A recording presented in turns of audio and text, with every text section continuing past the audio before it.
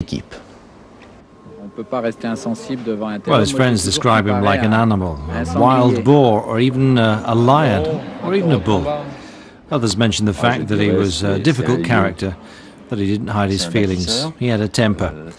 He was a bit totalitarian, but at the same time he was loyal and fun, a bit paternal if you like, a mix of extremes.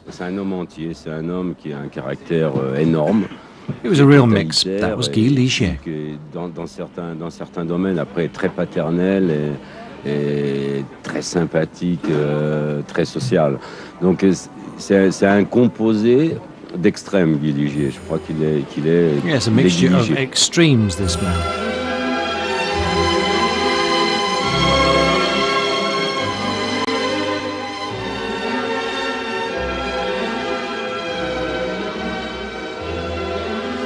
We meet up with Guy Ligier, far from the fury and the noise, far from the lights and the news of the media spotlights, far indeed from the criticisms which have often been levelled at him, far from the glory as well, and far from the joy and pain of each turn of the racetrack. Today Guy Ligier is savouring that happiness reserved for men who have throughout their existence lived life to the full, in full passion.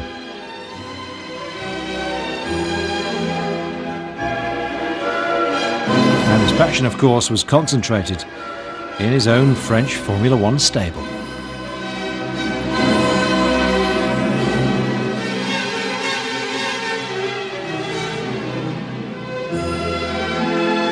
At the beginning, there was a passion, that of driving. In the 1960s, little money but enormous faith, Guy Ligier brought his first dream into being, that of being a Formula One driver.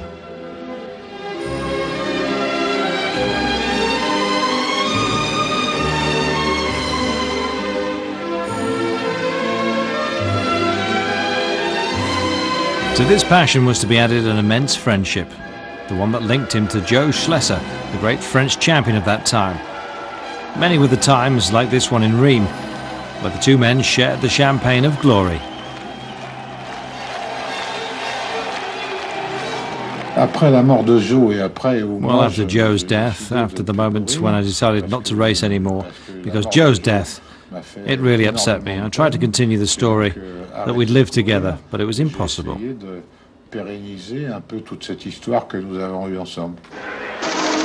A story as good as this could not stop there. A few notes of happiness as well filled youth. Such deeply shared friendship. The last sips of champagne had suddenly been taken and turned bitter. Well, a gaping gap left because of the absence had to be filled, and Ligier, the driver, hung up his helmet. The businessman went to work. His aim? To build racing cars. He wanted them to be French blue and carry the initials JS in memory of Joe Schlesser. Well, Tour de France automobile, Le Mans 24 hours, bound to take him to the summit of Formula One day. And that was how it all was. Using the experience gained in sports prototypes from 1975, Guy Ligier collected around him men capable of building the kind of machine that could do well in Formula One. Until then, it had been the reserve of the Anglo-Saxons and the Italians. Now the French were in the game. There was a French engineer, Gérard Ducourage, who was designed and to preside over the destiny of the project. There was a French engine, a V12 Matra, to propel the first Ligier, the name the JS5. Guy Ligier's objective, nothing more or less than to conquer Everest, effectively by winning the Formula One Championship. Well, was that a utopian dream? Well, he says, I knew the business well, I knew what I was doing, I knew what it was going to cost me, and I had to get the money together to start. It wasn't mad. On the contrary, it was pretty affordable. For a craftsman builder, like me, it was fabulous. You could build up a winning team with exactly what you wanted, and indeed with relatively limited means. I started with the car in 1975, and 1,800,000 francs. That was the budget in those days. Avec gitane, avec 1,800,000 francs. Voilà les sommes de l'époque. 1,800,000 francs, a sum swallowed up in a single Grand Prix by a Formula One team today. Well, the car was unveiled on the day. on that winter's morning when the truck of the Ligier Gitan colours set off from the factory in Vichy. Guy Ligier was to give himself his last pleasures as a driver on the circuit at Dijon-Prenois. The first time the black, wavy silhouette of the Ligier danced to the rhythm of the corners on the baptism. That was trial.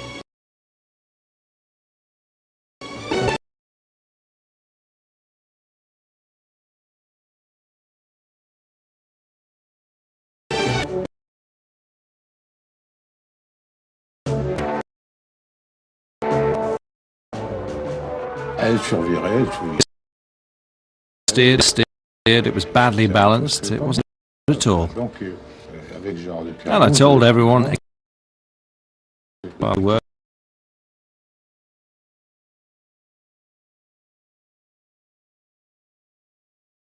said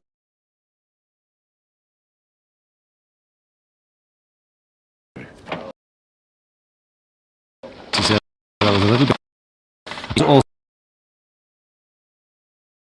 also counting that was initialist business began. Cured teething process 5 interesting potential.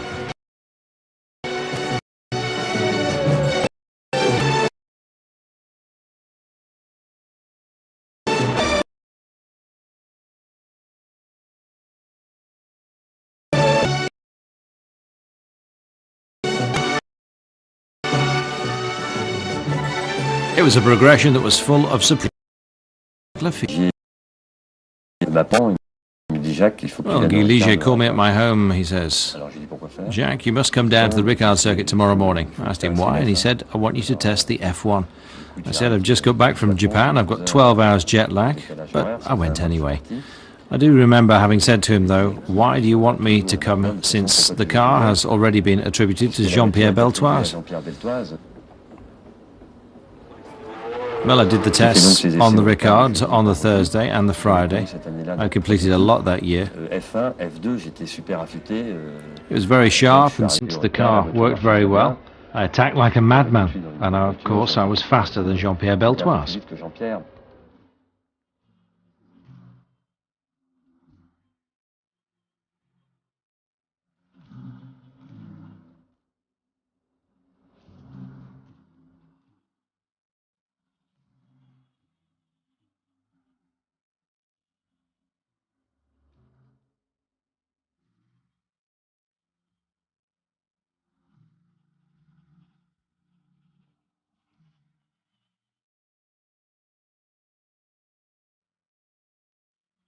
For Guy Ligier, it was thus Jacques Lafitte who was to be the first driver for Ligier in Formula 1. The fury and youth had won over experience. It was under the Brazilian sun that the Ligier Matra made its entrance into the Formula 1 stage. Brazilian supporters made a fuss of it. A carnival atmosphere. The stars of the time welcomed the new team, belonging to a French craftsman. At the time, Formula 1 still had a human face. In spite of the high level of professionalism, there were still representatives of the race of gentlemen.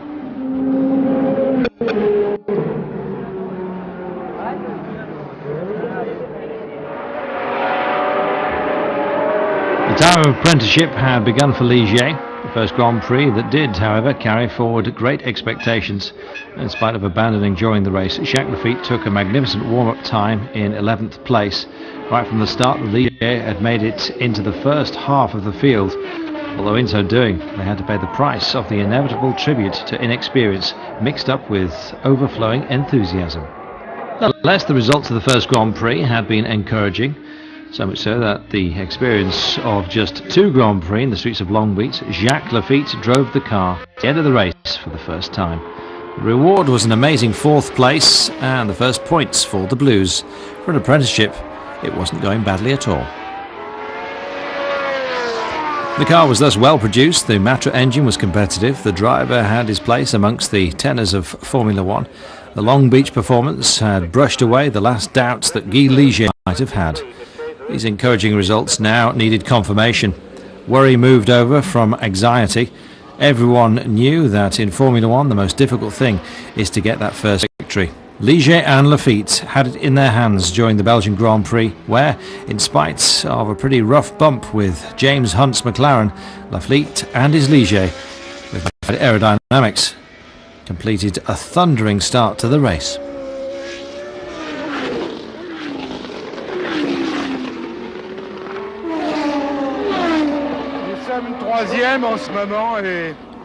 We're third. I can tell you that I would really like this Grand Prix to stop now, because if Jacques continues to drive like he's driving, and if the car can hold out, we should be well placed. Well, the car held on and Jacques drove with real majesty throughout a memorable Belgian Grand Prix.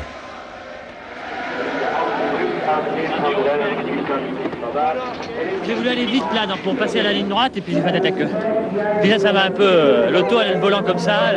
Everything worked fantastically well and Ligier took the first podium of its history. Great demonstration of reliability, then confirmed fourth place in Sweden and then second in Austria.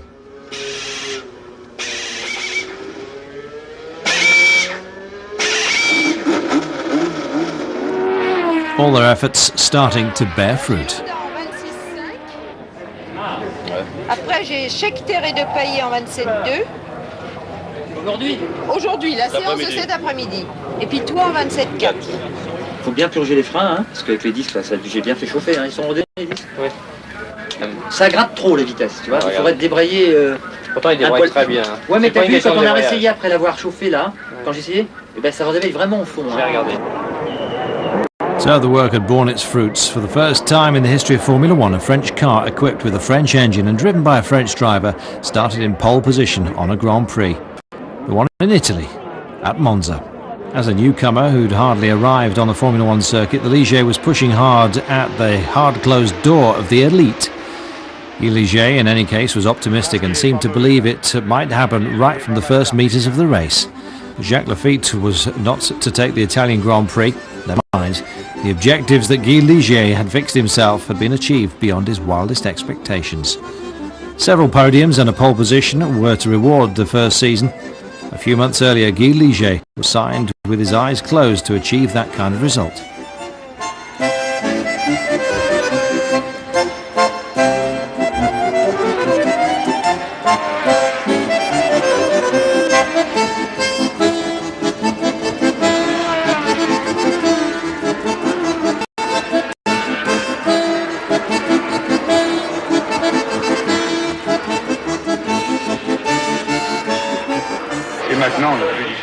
Well, the most difficult part started for us because people wanted us to confirm everything, but the competitors, for their part, were not sitting back and doing nothing, I can tell you. Well, to confirm his first season in 1977, the Ligier carried the same colours and used the same engineer, Gérard Decourage, the same engine, the Matra, and the same driver, Jacques Lafitte.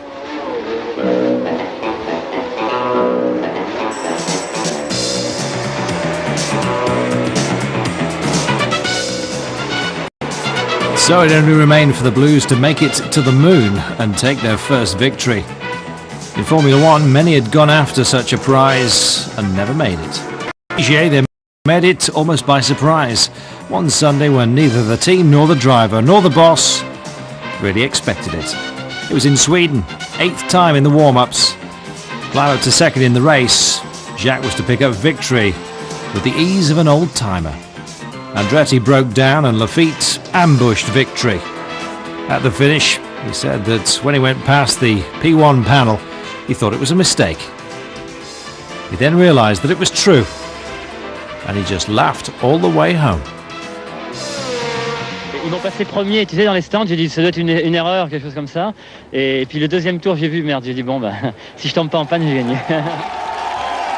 Only 2 years. Only 2 years had passed between the moment when Guy Ligier decided to throw himself into this mad adventure and the day when Ligier triumphed in Formula One, carrying Joe Slesher's initials.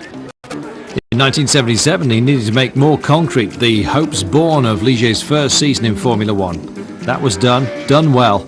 Lap record, pole positions, podiums and a victory could already be counted on the Blues' list of achievements. The 1978 season now imposed the most difficult challenge for Ligier to hang level and stay in contact with the summit. To begin with, everyone hoped they'd do it, now they demanded it. Neither Jacques Lafitte, nor Guy Ligier, nor Matre, nor Gitin were going to complain.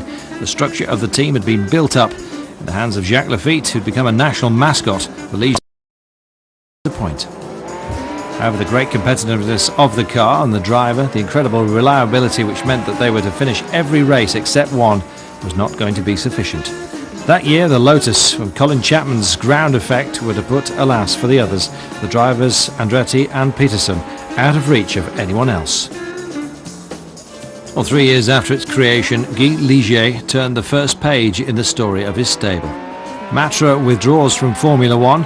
It was here on the circuit at Monza that the last barks of this fantastic V12, which had greatly contributed to putting Ligier in orbit, were heard.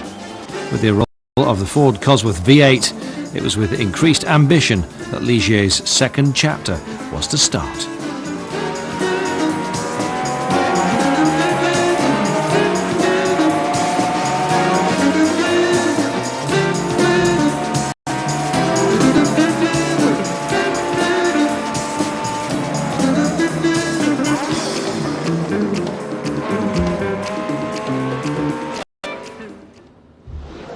Two cars instead of one also meant two drivers instead of one. Guy Ligier had chosen Patrick Depailler, an ultra-fast driver who was, what's more, very good at preparing the cars. For the first time since the creation of the Ligier stable, Jacques Lafitte was going to have to measure himself on a level against a teammate. At the Blues, the notion of internal competition makes its appearance. Guy Ligier knows that he's taking a risk. He accepts that. It's up to the drivers to do the same. Well, the first time we tested the car 5 laps each, and we improved the times on each lap. Him, me, him, and then me again. So worried were we about teammates, each wanting to prove the other that he was the best. Well, after 2 hours of testing, we got together and said, OK, let's stop, because otherwise we're going to go off. And we stopped because we could see that we were at the same level and we had some hard work to do winning Grand Prix. Well, there were fears that this cohabitation would be explosive, but Jacques and Patrick, intelligent men, behaved as real professionals in a measure of friendship that was to grow, little by little, between them. So, far from constituting a handicap, this association of two French champions was instead to contribute a formidable drive for the stable. Worked up, Lafitte and Depailler take the first line of the starting grid in the Argentinian Grand Prix, first competition of the season. Well, they gave the Gaucho country a fabulous performance, racing hand in hand and enchanting the Argentine crowd, and rather less their adversaries, left powerless and bemused, all forgotten along the way. Lafitte took it, Depailler finishing 4th. Arriba Ligier.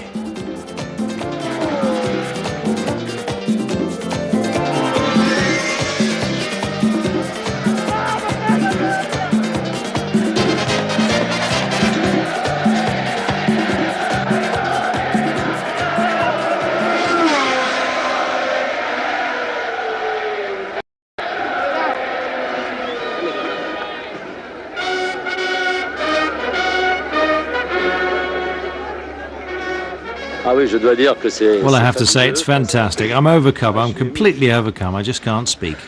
Je suis très heureux, mon vieux. Je peux rien dire d'autre.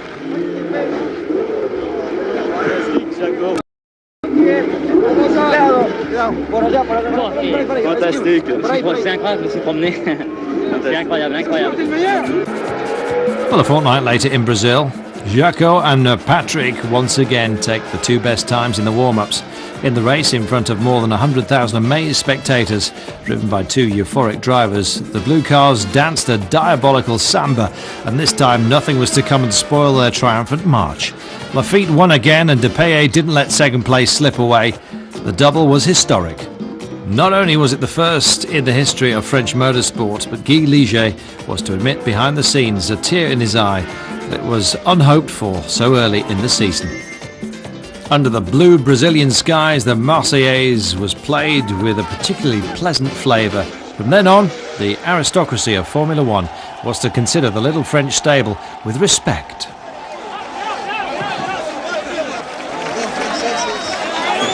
C'est le rêve. It's a dream. Pole position, best start, lead throughout the race, the lap record. I'm delighted.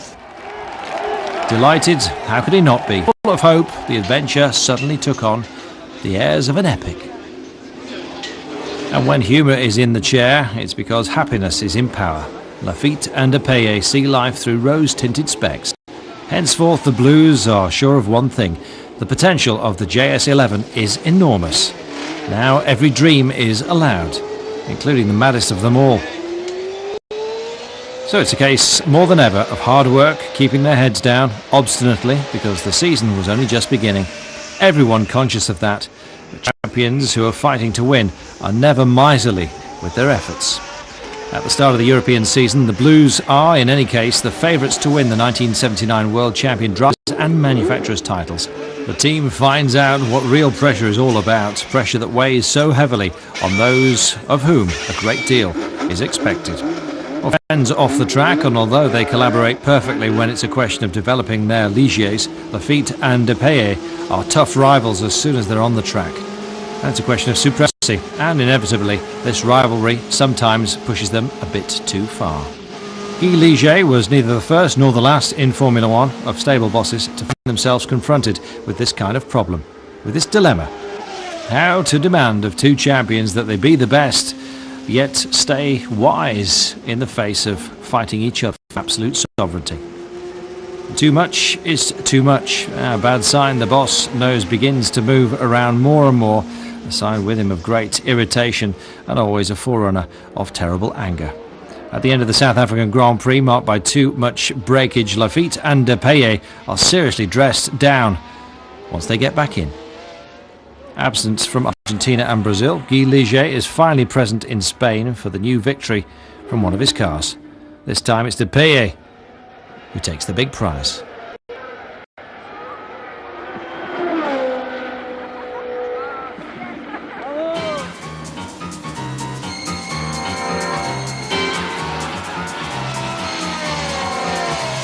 During that year, 1979, the image of the two Ligiers gambling in the lead of the Grand Prix became familiar. Former driver, rowing champion, high-level rugbyman Guy Ligier knew how to find the right words to put his drivers back on the road to success, to halt the excessive rivalry from coming to destroy the dreams that he was building up within the stable. Competition continued in the background, but the Lafitte's and Depayet's common sense took the upper hand. After Lafitte's triumphant campaign in South America, Depayet then won his first victory in Spain.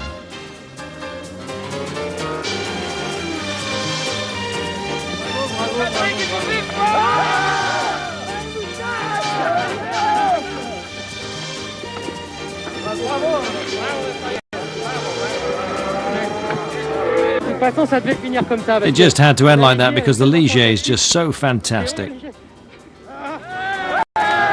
Well, that day, although reassured, Guy Ligier still had some enigmatic things to say in the heat of the moment. This is the first time when I'm present, and it's very important to exercise the fates. Exercise the fates when all's going well? Guy Ligier foresee that something would come and break the spell of this euphoric beginning to the season. Exercising the fates, well, these pictures of Patrick Depayet in the streets of Monaco are the last of the French champion at the wheel of a Ligier.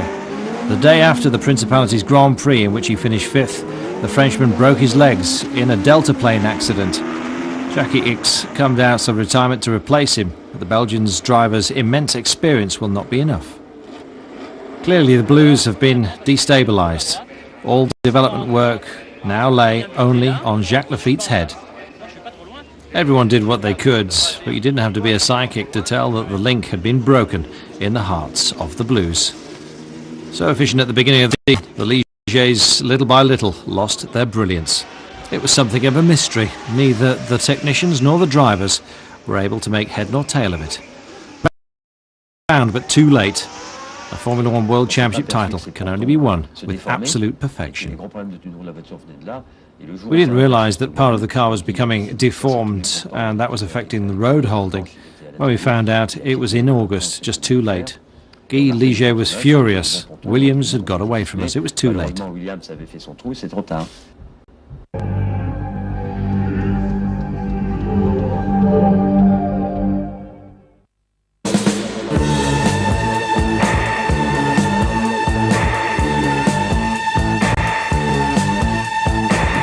What makes these amongst the best pop songs ever recorded?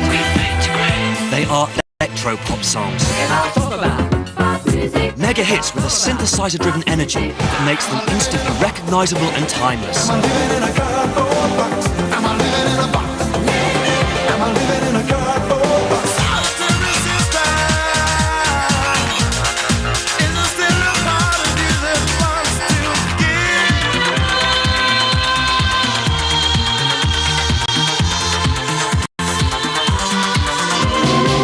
Can't buy them anymore as singles, but at last these are all available on one collection, called Electro Pop. That's 60 of the best electro hits on 4 CDs or cassettes, nearly 4 hours worth.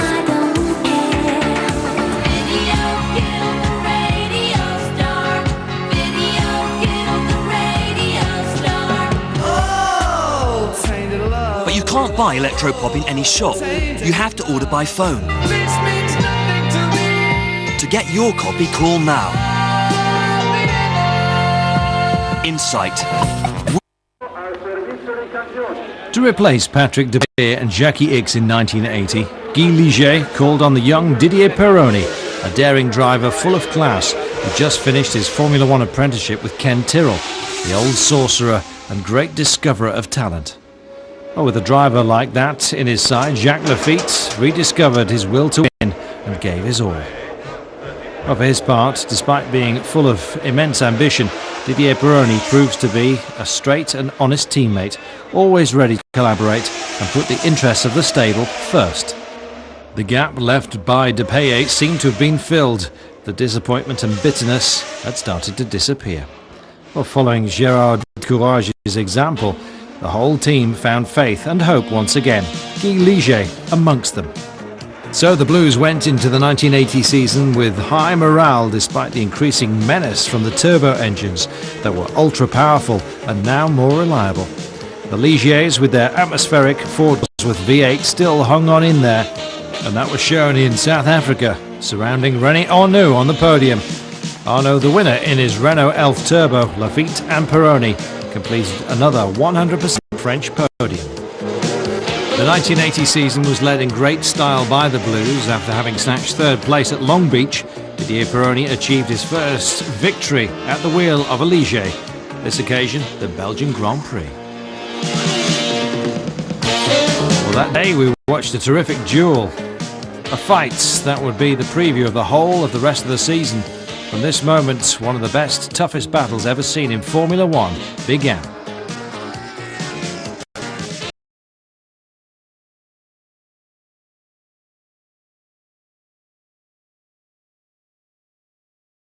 The Ligier stable, still only a Formula One craftsman, the financial power of the big dollars were beginning to show their might. The tenacious Englishman Frank Williams to draw the shape of Formula One in the 1990s.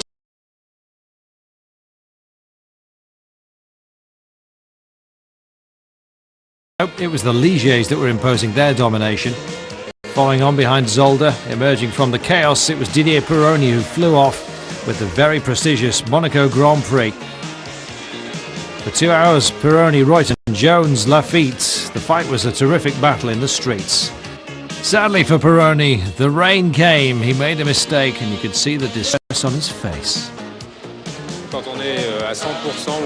When you're giving 100% and you're first in the last lap of a Grand Prix, you can lose concentration and make a little mistake, and it has huge repercussions. Ce petit problème engendre une petite erreur qui est de grosses répercussions. From that moment, as Guy Ligier knew, each victory, each point lost in the casino of luck was to weigh heavily in the final countdown. After Monaco came the French Grand Prix. Guy Ligier really wanted to believe that it was there, in his own country, in front of his home crowd, that his team would rediscover the path to success.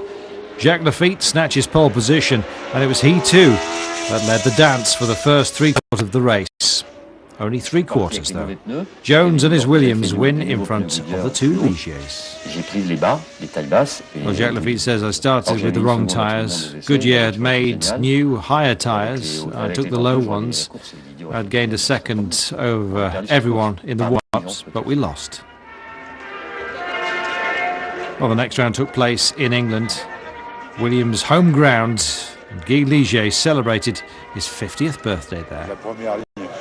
Well, the front row at Silverstone for the British Grand Prix and my 50th birthday, I believe that's half a century going well. Brands Hatch also on the calendar, and as at Monaco, the Ligiers irresistibly dominating the British Grand Prix, but they were not to win because of punctures. Exasperated with 3 races lost that should have been won, Guy Ligier cracked, blaming the drivers for everything. In the analysis, it became clear that the new wheel rims chosen for their lightness were entirely responsible for the English defeat. The argument between Guy Ligier and his drivers was pretty stormy. Well, Didier just answered him straight back, said exactly what he thought. Didier stood up to him and said, right on the spot, listen, you're driving us mad. I'm telling you, it's the wheel rims. Just don't start trying to blame us. It's not our fault. In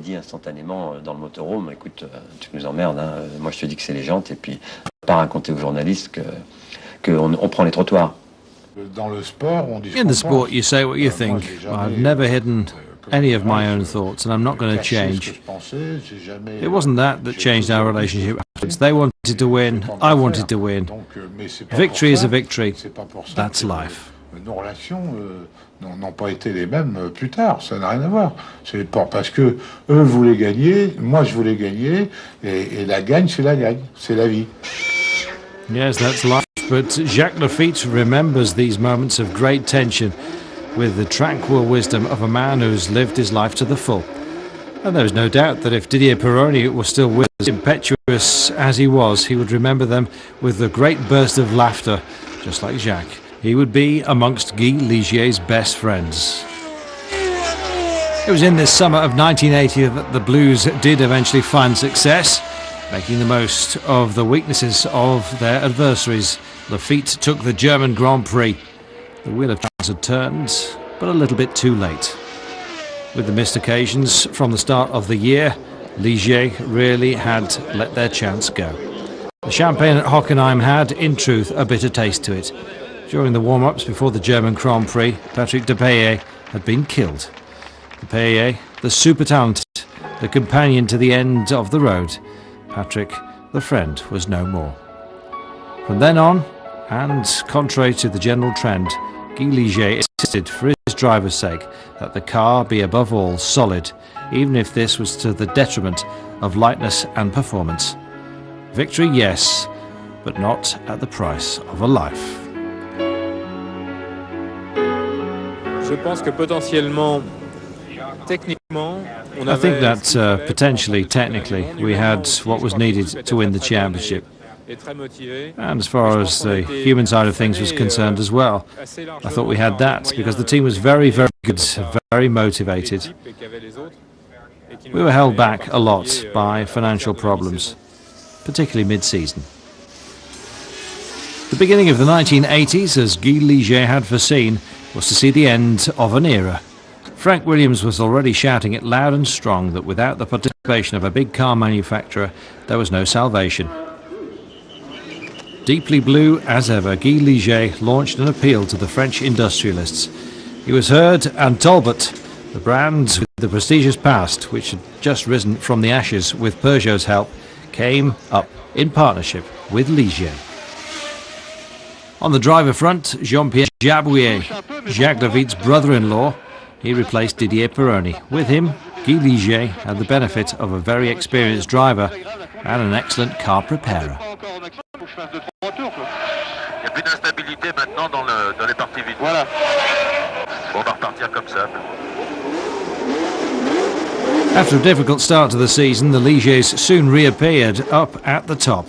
From the start, Lafitte was up there in the fight for the lead of the race. Each one got back to the job in hand. Serenity reigned once again in the team. There was only one question mark. Had Jean-Pierre Jabouillet completely recovered from the terrible accident that he'd had a few months earlier at the wheel of his Renault?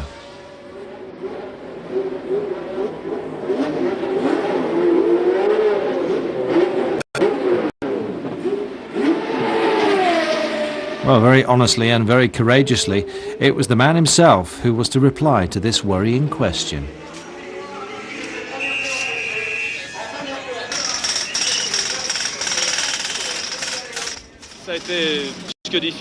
Sincerely, it's been very difficult, but I have realized that I could be right up there in the action.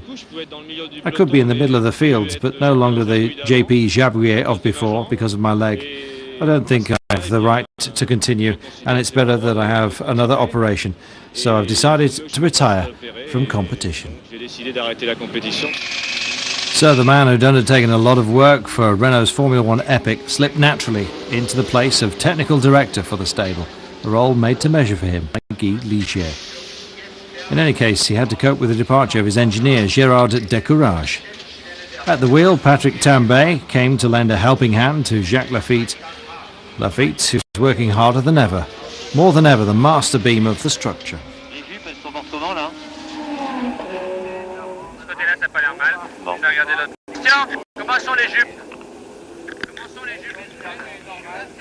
C'est quoi les rapports qu'il y a là-dedans? C'est les mêmes que sur l'autre. Que sur la mienne? Ouais. Comment tu la trouves, souvireuse ou survireuse? Tu vois rien? Tu peux rien voir, il pleut. C'est sec, tu vois. Ça sèche plus ou moins, c'est... Ouais. Ouais, ok, fais-le, oui, comme ça sera fait, oui. Mets 0 devant. Ouais, pour voir ce qu'on gagne en vitesse, ouais. Strengthened in his new organisation, reaping the benefit of all the good work at the beginning of the season, Ligier Stable has a new lease of life. At the beginning of the European season, Lafitte lines up 5 podiums in a row, which means that by mid-season he's back in position in the race for the title. Well, this improvement was confirmed in a very striking way during the Austrian Grand Prix that Jacques Lafitte won with some efficient complicity from his brother-in-law, Jabouillet. Well, he hides it carefully, but Ligier once again starts to dream about the world title.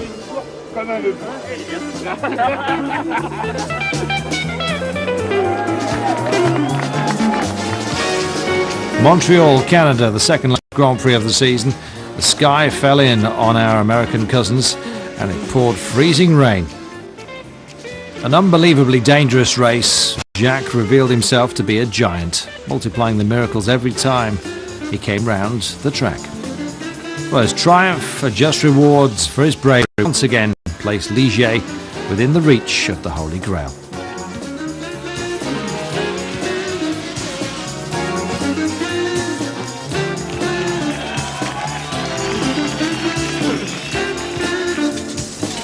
Las Vegas, gambling for the jackpot.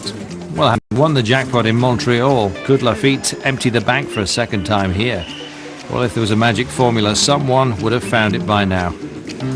To be world champion, Lafitte had to win, whilst his adversaries, Reutemann and Piquet, had to be off the podium. Ligier looked like world champions, but only for a single lap.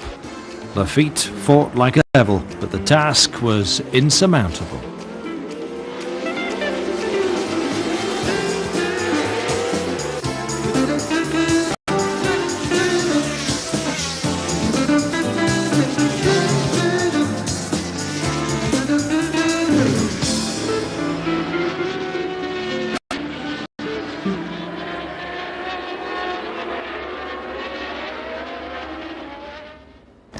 Well, at that moment, though we didn't know it, the best part of this Ligier adventure had been played out. In the years that followed, between the broken agreement with Peugeot and agreements refused with Honda and a fallback agreement with Renault, Guy Ligier went through a famous period known as the years of transition, where the results, unfortunately for him, were not great. Well, I like my country. I've tried to play the game for my country and not for the others. The French tricolour is part of my guts, and that's important for me. It's true, Honda offered their engine. Joe Schlesser killed himself in a Honda, and Nakamura had remembered that time because I had sorted it out over Joe's affairs, and all the business that Nakamura and Joe had had. Well, I was the first person whom Honda offered their engine to, it's true, and I refused, because at the time, some influential people made me understand that it was better to compete with a French engine, which I did, and I got it wrong. There you are. C'est vrai.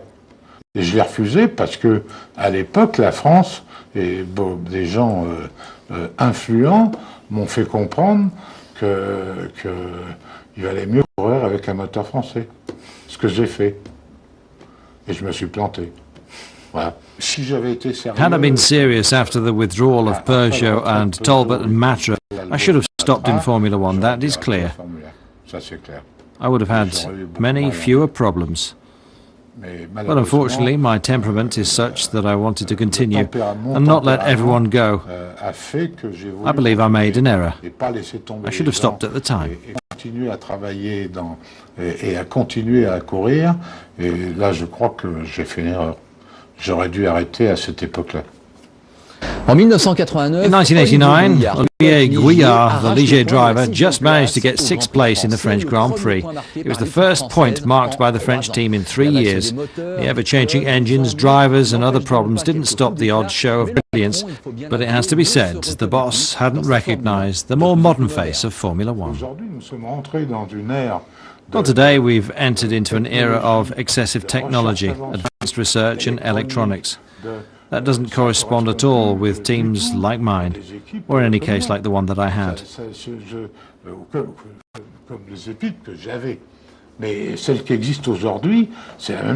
Today, Formula One, it's a bit like NASA.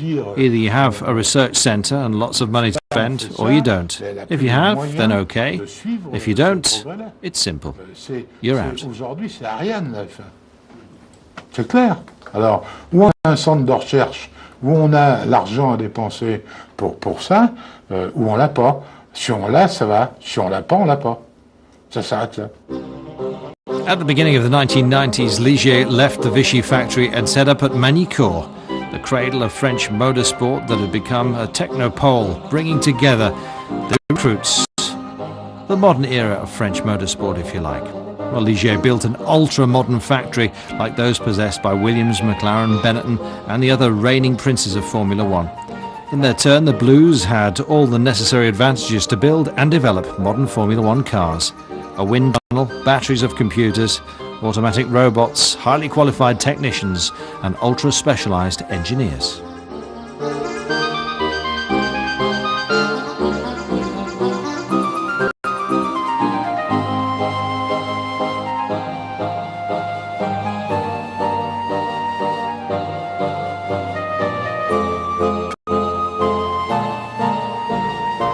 At the same time, Guy Ligier managed to resolve the crucial problem of the engine by obtaining a Renault V10, a real little technological gem.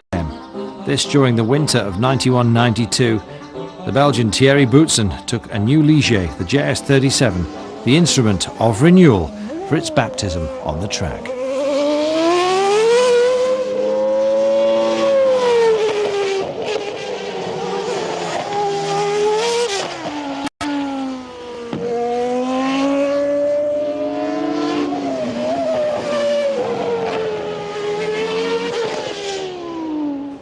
With his hunting jacket on his back, the boss was getting ready to leave, or so everyone believed. But they didn't know him. Another good idea was trotting around his head. Prost at Ligier. It was unthinkable. But for the old wild boar, just to think about it was enough. Like one day he just thought that he would one day set up a Formula One stable, and then he made it happen. So the French champion came on board. He was very interested in the affair. It was under Eric Comas' helmet that the triple world champion tested the new-look Ligier in private. And the first impressions of the professor were sufficient to show that Guy Ligier had well and truly finished up as the victor in this extraordinary challenge to catch this man.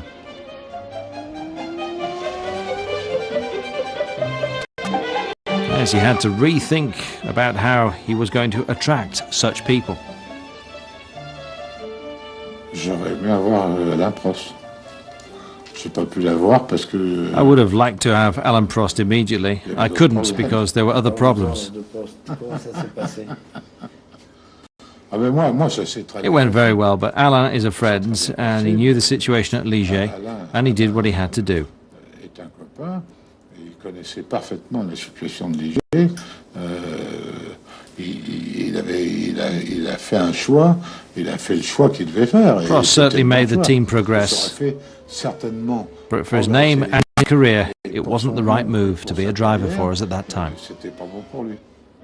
Prost, having decided only to return to competition with the absolute certainty of achieving his 4th world title, Ligier's last mad dream never came about.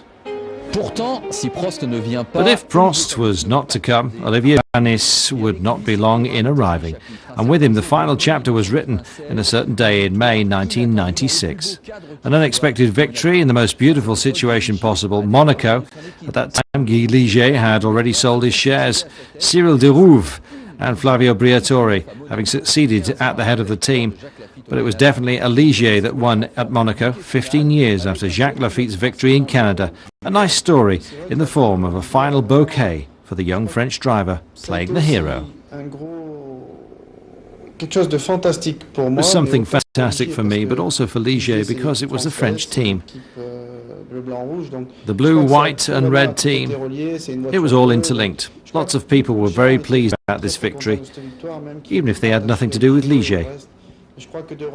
To see a French driver win at Monaco with a French car, even if the engine is Japanese, was fantastic for an awful lot of people. It was really great in Monaco. I believe that for a country like France, which has problems placing youngsters in Formula One, I believe that this victory and this team are important. There are lots of young people who are good and fast, and they also need to be given their chance. I think there are some very content people in France, but a 100% French team will no longer be possible. Il y a plein de jeunes qui sont bons, il y a plein de jeunes qui ont des qualités, il faut leur donner leur chance aussi à un moment. Donc je pense qu'il faut vraiment à tout prix le faire. That's not to say though that it shouldn't happen. It should. It should happen in France, with French sponsors. Ça je pense qu'on ne saura pas faire. Mais il faut qu'elle soit déjà en France, et ça sera une écurie française avec des sponsors français, ce sera quelque chose de très bien déjà. À ce jour, il faut un fédérateur. Right now, we need a leader. Ce fédérateur, a federator, as I would say. Il y en a qu'un seul. And there's only one in France, that's my opinion. C'est mon opinion personnelle. Alain Prost. It's Alain clear. Prost. C'est clair. He's the only person who, with his 4 world titles, his victories, his know-how and enthusiasm, he's the only one to unite people around him to make a great team in France. Apart from Alain Prost, there's no one else. À part Alain Prost, il n'y a personne. Guy Ligier's wishes were answered. It's true, there was only one person who could succeed him, and who could not have a better heir. In 1996, the Ligier team seemed to be up for sale. Again, Alain Prost arrived, and in 1997, the buyout is made official. The Ligier stable is dead. Long live Prost GP. Well, I believe that I gave the country that I defend and love a real lift. We also gave Formula One a lift in France, so I'm responsible for a little something. That's what I retain. J'y suis un peu pour quelque chose. Voilà, c'est tout ce que je peux retenir. Well, the road was long with lots of traps and problems, the pain too sometimes, but it was often beautiful, full of laughs, immense joy, champagne, jokes, happy tables. Well, there were lots of friends, lots of great chaps. Jacques, Patrick, Didier, René, Olivier, Jean-Pierre. They contributed to the writing of a certain French motorsport chapter. It was a great era for the Blues in Formula One.